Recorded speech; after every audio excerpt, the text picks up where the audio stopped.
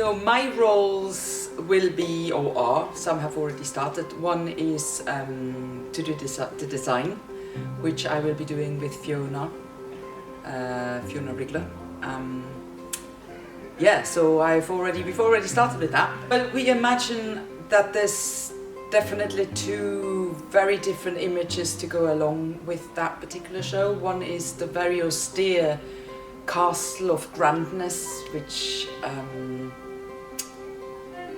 is very, let's say, sepia color, severe, strict, but hidden pleasures maybe somewhere around the mirror.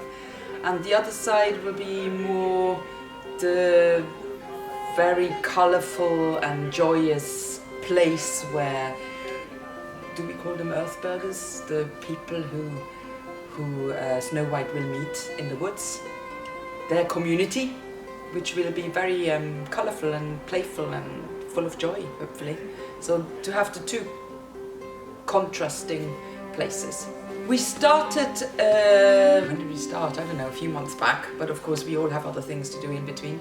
And just talk about the story and the main aspects of the story and see which ones will be the main places where we will set the piece.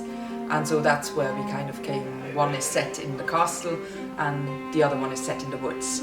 So that's the beginning point, and then it'll be a bit of a play around which elements do we actually need in the space in order to create a castle. What do we actually need? What's the essential to kind of just give that atmosphere of a large room where you can be lost, or where you hear footprints, or, you know, footsteps, not footprints. And the same with the woods. What is the most important element to just have the minimum on stage so that we can be flexible and can be playful with it as well. I often think about it as a playground for the actors. The set needs to be a playground for the actors.